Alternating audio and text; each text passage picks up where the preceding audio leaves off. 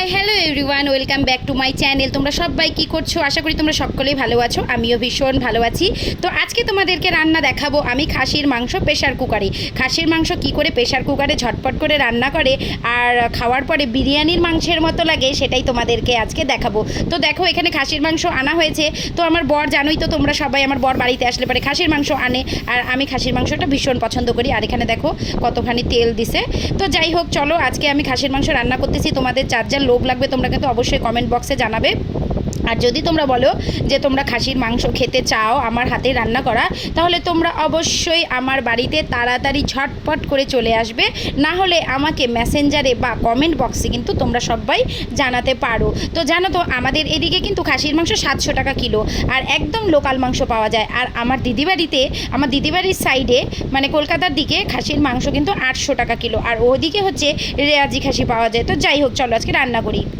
শুধু তো খাসির মাংস রান্না করলেই হবে না, তার সাথে ভাবলাম যে একটু চচ্চড়ি করব। তো জানোই তো আমার কর্তামশাইয়ের আবদার, বাড়িতে যেহেতু আমাদের শুক্র আর শনি নিরামিষ হয়, তারপরে আমাদের রবিবার গিয়ে হচ্ছে আমিষ হয়, তার জন্য একটু বেশি ভালো মন্দ রান্না করা হয়। তো এই যা লোকাল মাছ ছিল অনেকগুলো, আর এখন তো বর্ষাকালে তো প্রচুর পরিমাণে লোকাল মাছ পাওয়া যায়। তো দেখো এখানে কতগুলো লোকাল মাছ আমি ভাজা করছি। তো সেই মাছগুলো দিয়ে আমার বরের আবদার, উনি নাকি চচ্চড়ি খাবে। তো যাই হোক, এমনি অন্যদিন কিন্তু আমি সেভাবে ভালো মন্দ রান্না করলেও মানে সেভাবে মন দিয়ে রান্না করি না, জানো তো, মেয়েরা খায় বলে। আর যেদিন বর থাকে সেদিন তো আমাকে মন দিয়ে রান্না করতে হবেই, না হলে তো বাস খেতে হবে। যাই হোক, তো চলো মাংসটা রান্না করছি। তো প্রেশার কুকার এদিকে আমার অলরেডি রেডি করা হয়ে গেছে। এই দেখো প্রেশার কুকারটা গ্যাসের মধ্যে বসিয়ে নিচ্ছি। আর এখানে হচ্ছে এই দেখো আমাদের শুকনো লঙ্কা, আলু, পেঁয়াজ সব নেওয়া হয়ে গেছে। আর প্রেশার কুকারে একটু মশলা করে নিলাম, আর তার সাথে শুকনো লঙ্কাটা আরেকটু বেটে নেবো, তার মধ্যে পেঁয়াজ দিয়ে দিচ্ছি। সব কিছু নিয়ে একবারে মিক্সিতে করে নিয়ে মশলাটা আমি রেডি করে নেব। আর এদিকে দেখো আমার চচ্চড়িটা কিন্তু একদম হয়ে গেছে, দেখে কিন্তু খুব লোভ লাগছে বলো। আর জানো তো, লোকাল মাছের চচ্চড়ি খাওয়ার কিন্তু মজাটাই আলাদা। এই দেখো কি সুন্দর লাগছে, ইয়াম্মি ইয়াম্মি গন্ধ বেরোচ্ছে কি না বলো তো বন্ধুরা, তোমরা অবশ্যই কিন্তু জানাবে। আর এই দেখো এই মাছগুলো মনে হচ্ছে কি আমি এখনই ভাজা খেয়ে নিই। যাই হোক, ওয়েদারটা না একটু জানো তো ড্যাম মানে ঘরের মধ্যে অন্ধকার লাগছে, তার জন্য আমি লাইট জ্বালিয়ে ভিডিও করছি। তো চলো মাছগুলো এখন আমি চচ্চড়িতে দিয়ে দেই। আর দেখো কি সুন্দর লাগছে। অল্প মাছ দেবো, বেশি মাছ দেবো না, কারণ আমার মেয়েরা তো ভাজা খেতে আবার ভালোবাসে, তাই না বলো। তো চলো অল্প অল্প করে মাছগুলো আমি দিয়ে, চচ্চড়িটা প্রায় আমার হয়ে গেছে, মাছগুলো দিয়ে দিই। তোমরা চচ্চড়ি করলে কিন্তু কোনো সময় আগে মাছ দেবে না, কারণ মাছগুলো দিলে না একদম চচ্চড়িটা নষ্ট হয়ে যাবে।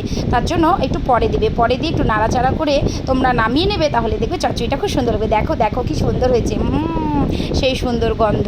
তো আমার প্রেশার কুকার এখানে অলরেডি রেডি। আর এখানে আমি নিয়ে নিলাম হচ্ছে তেজপাতা, গোলমরিচ না সরি, দারচিনি, শুকনো লঙ্কা, এলাচ। আর লং ছিল না, লং খুঁজছি তো লং ছিল না।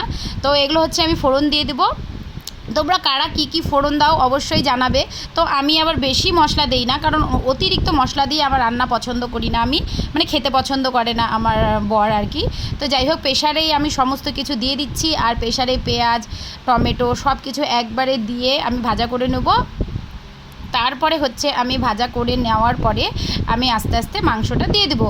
আর জানো তো, খাসির মাংস, পাঁঠার মাংস যতই বলো না কেন, তোমরা যতই গুঁড়া মশলা দাও না কেন, এই দুটো মাংসর মধ্যে যদি একটু বাটা জিরা দেওয়া হয় তাহলে খুব ভালো লাগে, বিশেষ করে শিলপাটায়।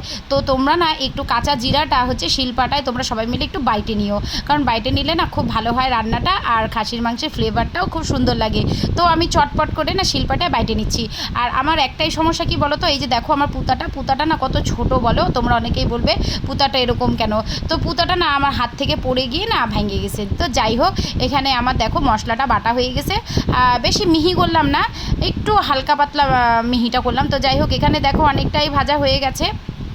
আর এখন আমি এক এক করে সব কিছুই দিয়ে দেবো। প্রথমে আমি দিয়ে দেবো হচ্ছে মাংসটা।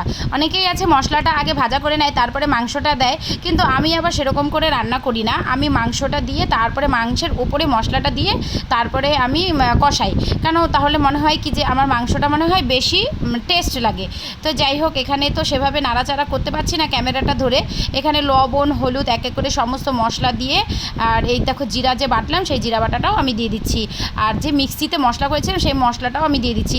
তো আমি প্রথম লাইনে একটু বলছিলাম যে প্রেশার কুকারে মশলা করছি, তো সেখানে একটু ভুল হয়েছে। তো তোমরা সবাই এভাবে প্রেশার কুকারে রান্না করে দেখবে কেমন লাগে। টাটা।